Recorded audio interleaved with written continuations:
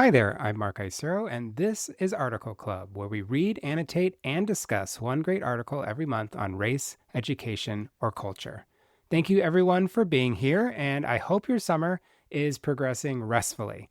It is July, and this month we have been focusing on an incredible article that was published a few months back in The New Yorker. It is by Gideon Lewis-Kraus, and it is titled The End of Children. Now, here at Article Club, we certainly have discussed articles about children and pregnancy and IVF and adoption and abortion and other children related topics, but this is the first article that is directly about the human fertility rate and how it is dropping worldwide. Before reading this article, this was not a topic that I had ever thought was a real problem. After all, don't we have 8 billion people on this planet? And isn't the actual problem climate change? And one more thing, isn't being pronatalist exclusively a politicized campaign that JD Vance and Elon Musk and other conservatives have been trying to push on society and especially women?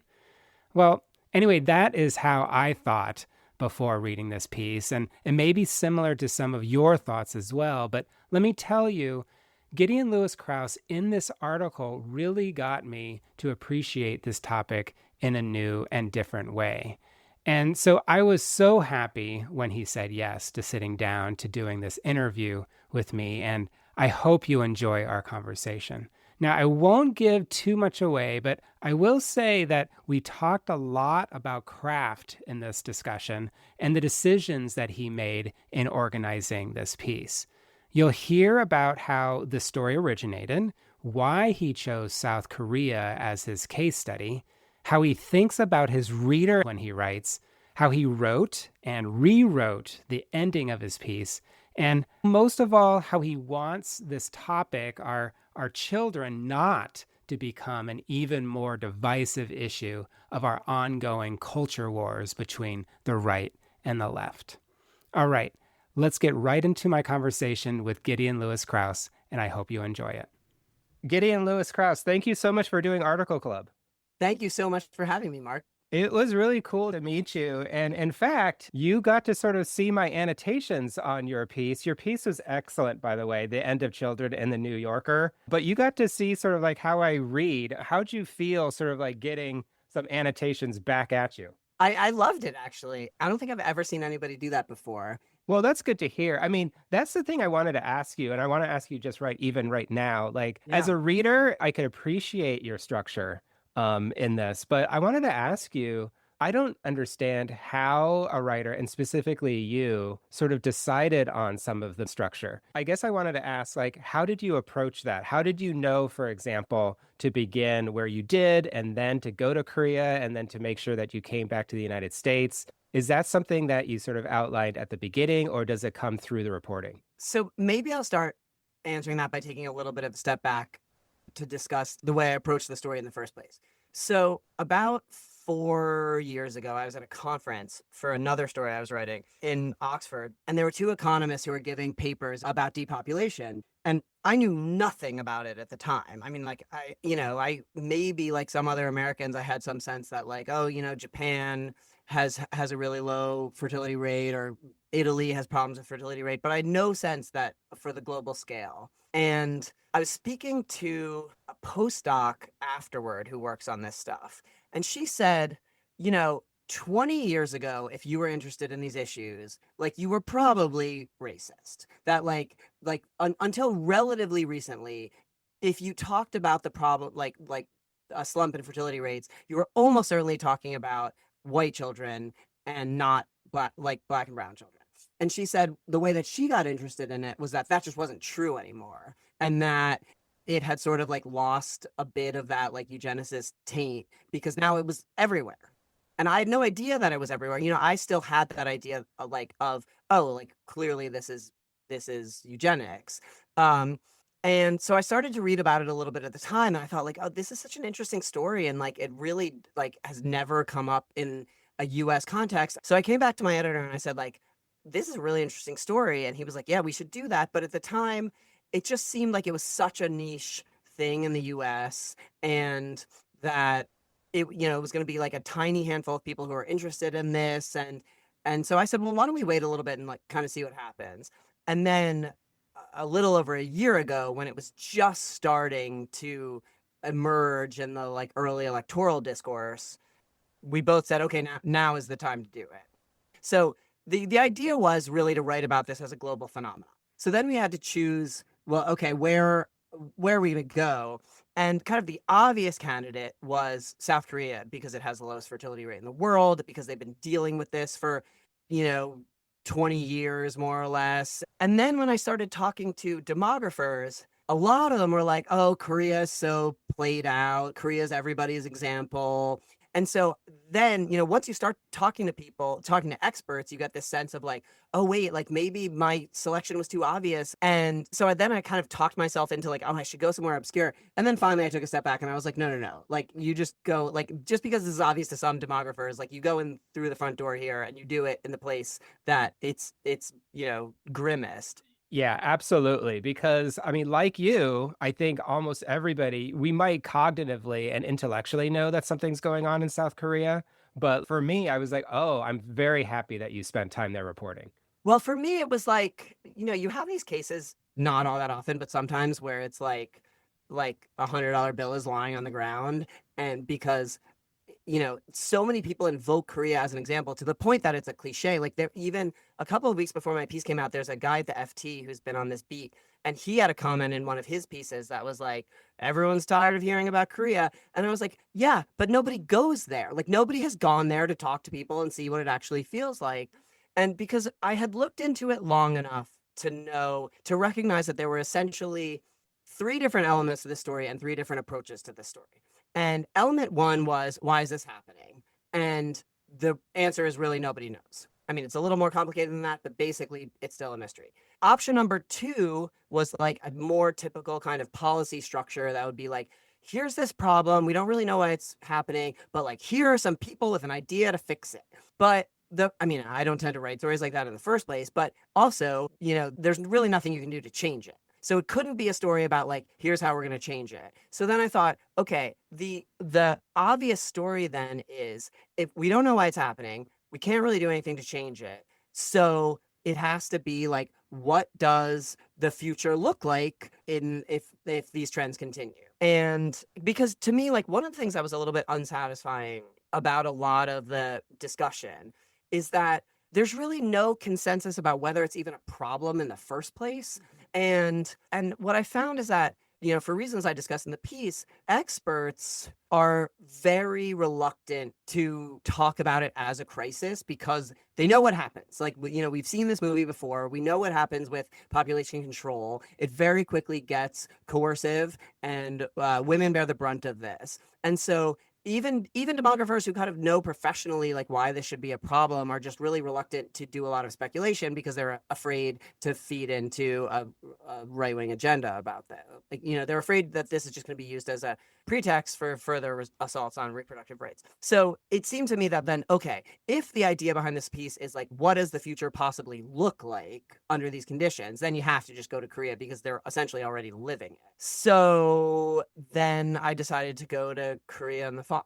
Let's talk a little bit more about Korea. How Yeah. was it to be there? And how was it to report there? And how did you find your way there? And how did you find people there? So those are a lot of good questions. There are some places in the world where you can just show up and figure it out on the fly. Korea is not really one of those places. So everything required an enormous amount of work to figure out what I was going to be doing when I got there. Because I knew that this was going to be a really unsatisfying story if I got there and like, I went to this economist's office and talked to him, and then I went to this sociologist's office and I talked to her, and then I went to meet with this government minister. That was going to be a boring story. And that I knew I needed to find stuff to see. And it's also the kind of thing where it's hard, I talk to a lot of Korean friends and friends of friends, and because this is the water that they're swimming in, they don't necessarily recognize like what are the interesting things to see. So I started, somebody had told me that there were documentaries made by basically the Korean equivalent of PBS on YouTube that I could watch with auto subtitles.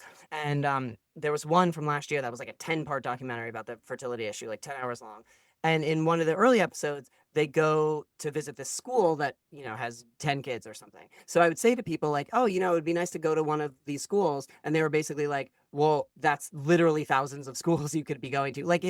They were like, sure, I guess you could go visit a school. But to them, it didn't even really occur to them that this was like something interesting to see because it's so commonplace there. And then the other thing that I realized is that I was using the wrong language to approach people. I was casually using language like demographic collapse. And like these are just all like these words are so loaded for them that then I realized, oh, if I talk instead about demographic change, like then people are more likely to respond. Also, it's the kind of place where personal introductions carry an enormous amount of weight. So then once I started to ask people like to connect me to other people, that like then I got a lot more traction. But then of course from a reporting perspective, you don't ever want to book yourself like 14 hours a day when you go somewhere because you want to leave time for spontaneous stuff that's going to come up. So like I was kind of panicking about like, do I have not enough stuff lined up? Do I have too much stuff lined up? Like it's a fine balance. But anyway, so I get there and it's always an interesting experience to go to a place. I'd actually been to Korea before, but just briefly for a weekend once, like 15 years ago. And it's a very different experience to go there with this instrumental purpose of like this is what I'm looking for. Like it just changes the way that you interact with people. It changes like what you're looking out for on the street. That like you're there like primed for a certain kind of perception. So it's funny. I have a friend who's in Korea right now, and I've been like looking at the stuff he's been doing on Instagram in Seoul, and I'm like, oh, all those cool things I could have done in Seoul, but instead, like all I did was go around talking to people about the lack of children, which of course was kind of bleak. But it was also important to me to make sure that I got out of Seoul, especially because as I say in the piece, it's hard to see this in Seoul because Seoul is so crowded that like the idea of depopulation just seems banana. Crowded, but I was there in the fall, and you're right, no children in Yeah. Seoul, like very few. Yeah. So, and then once I was there, a lot of stuff came together, and I would talk to someone who would be like, "You should really talk to this other person," and then they would text that person on my behalf, and that person would be like, "Sure, come by in 2 hours," So then it takes on a certain kind of snowball momentum on its own. When you were at the school, though, was it viscerally disturbing to you? Like, I mean, you spent time at that school, and I thought you were just going to be there for like a paragraph, and I was like, oh, I'm sort of getting it now.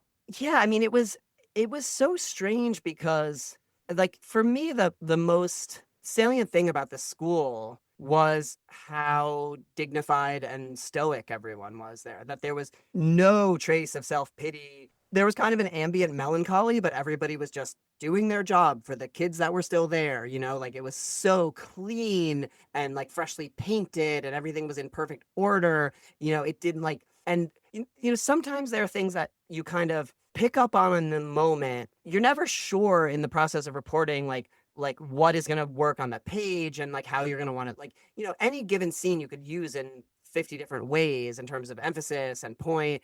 And so then actually I'd never seen the movie Children of Men, but when I came back, I saw Children of Men. And then I saw this scene where the deer is running through the hallway. And I thought like, oh, like this now is crystallizing for me. Like what was so interesting about that school is that it wasn't this kind of like detritus clogged apocalypse, that it was like everything was bright and broom swept. And like, then I was like, oh, this is how this scene is going to come together.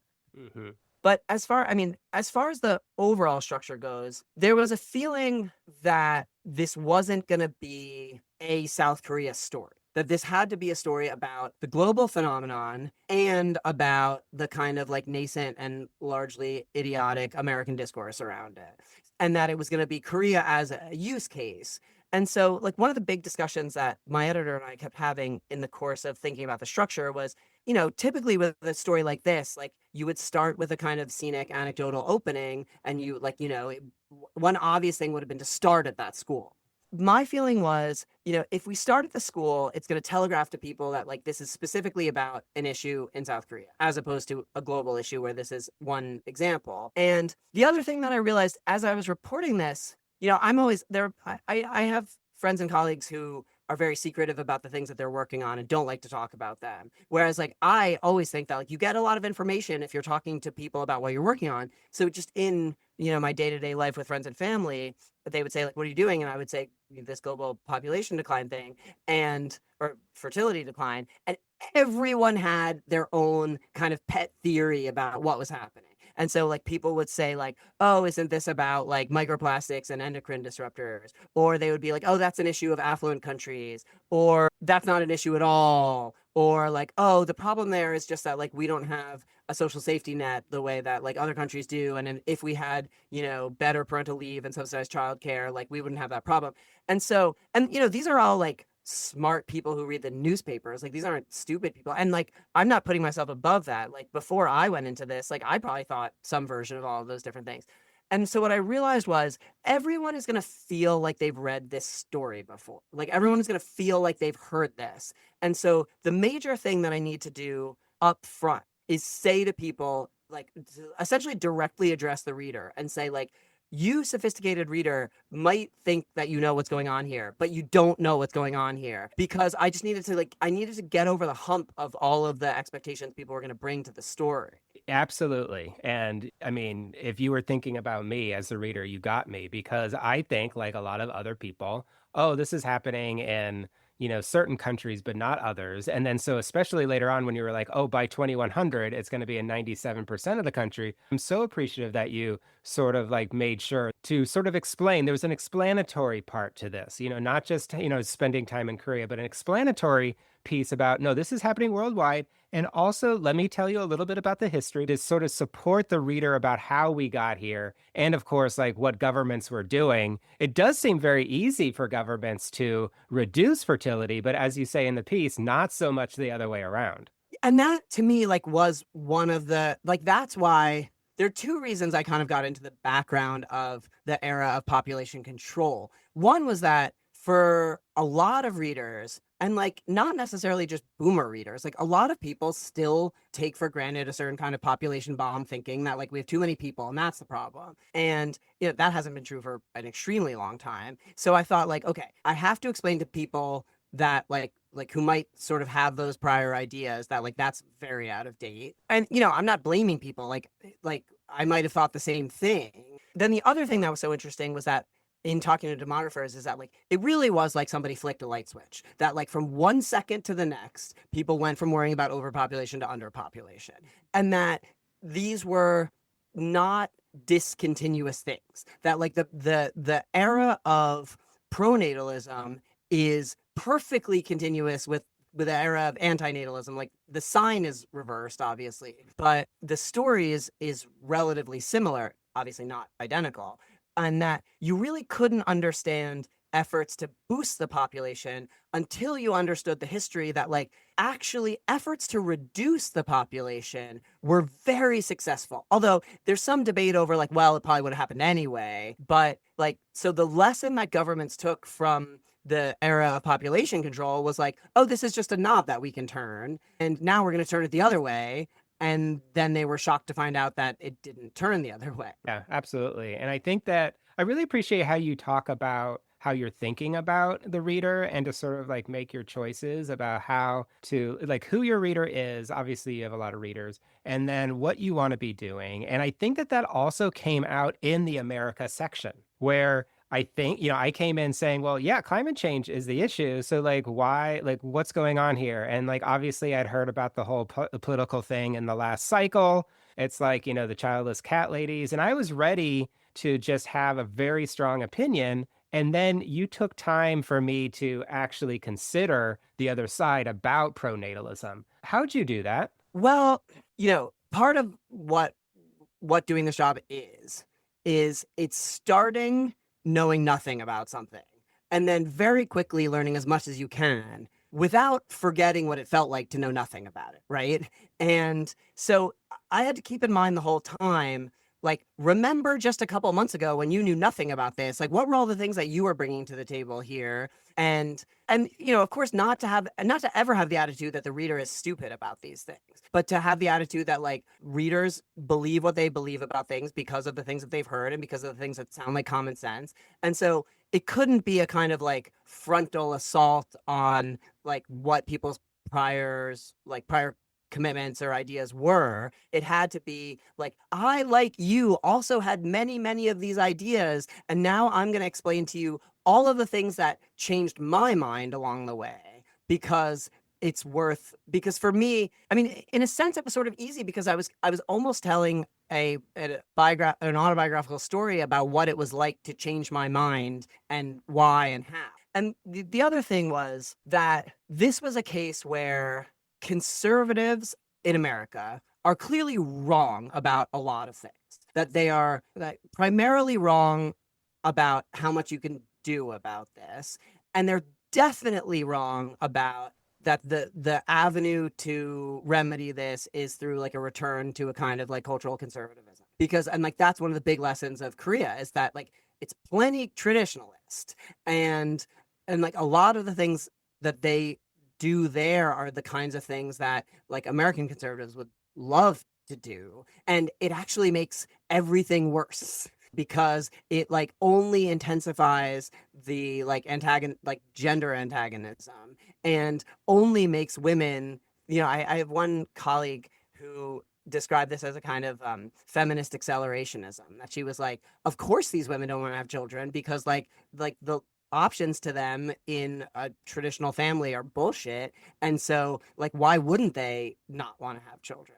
And so part of it was like conservatives, be very careful about like whom you're blaming for this and why and what you think you should do, because like this is like a like very clear warning about like what a kind of like patriarchal revanchism looks like. But then on the other hand, you like liberals are wrong about all this stuff, because liberals have like generally, and I certainly had this idea that like, oh, if only we were more like Sweden, then if only we were more generous in our childcare policies and our parental leave. And Sweden is a place where you can take more than a year of parental leave with full pay. It's a place where really like they've done a huge amount of work over the last 20 years to change social norms around parenting. So like it's totally common for men and women alike to leave work at 2:30 and pick up their kids and spend a couple hours with them, and then go back to work a bit after they go to bed. And their fertility rates are lower than like Nordic countries are lower than ours. So then you have to think about like, okay, how am I going to structure this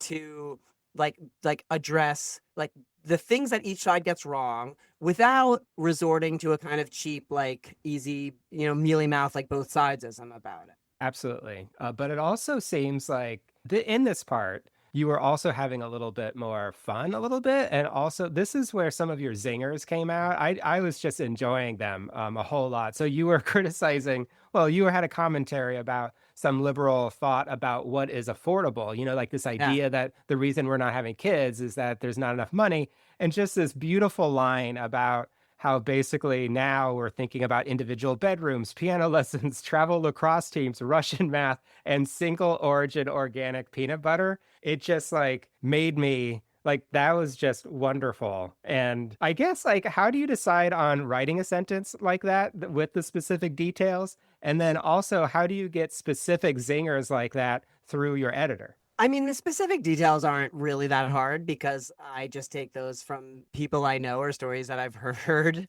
And I mean, I think part of the reason that it works is that like you don't dilate on it too much, that like you kind of like make the point and get out. So a lot of it just like didn't require a lot of it would like didn't need to be belabored, that it could just be like said. And one of my fears in going into this piece was that it was just going to be a drag to read, that it was going to be too dark and too bleak. Because like my time, like when I was in Korea, it was just really depressing because I was meeting with all these people from across the political spectrum there. We're all like, we're sad about this. Like this is like, when people would tell me like, there's nowhere for me to take my kids in Seoul because either you're not allowed to you can't bring them anywhere, and then you're terrified that if they make a peep, somebody's going to turn around and yell at you. And so like the only option you have is like to bring them to the mall. And then when I went to visit this former school a couple hours outside of Seoul, which was clearly for like middle class and lower middle class families, these kids just like playing in like the parking lot in the rain of a former school, like it was really sad. And so I thought like nobody's gonna make it through this piece if it's that much of a bummer. Like that we have to pair this with like some levity about the whole thing. And it has to be a kind of like equal opportunity levity, So it has to be like, well, we're going to make fun of the conservatives for their like great replacement ideas by saying like, okay, if you're gonna like really take seriously the possibility of a like demographic replacement, guess what? It's not immigrants, it's Amish people. And then you want to like turn to liberals and be like, you guys talk so much about affordability, but like we're all like, and myself clearly to some extent included in this, like there's so much stuff that we think is required for a proper for proper child development that's just like absolutely like ridiculous, total luxuries. So it seemed like there was kind of like equal opportunity places to do punchier things. And I was, it's funny, I feel like sometimes from an editorial perspective, and this is not just at the New Yorker, or even not necessarily at the New Yorker, but a lot of places, like people have an idea that like a story is either important and serious or it's like frivolous and fun. And I actually think like the best stories are stories where like you either like bring seriousness to something frivolous or you bring frivolity to something serious. And so as I was working on it, I think just to stave off my own depression about it, it seemed like, well, this is an opportunity to make some jokes here too.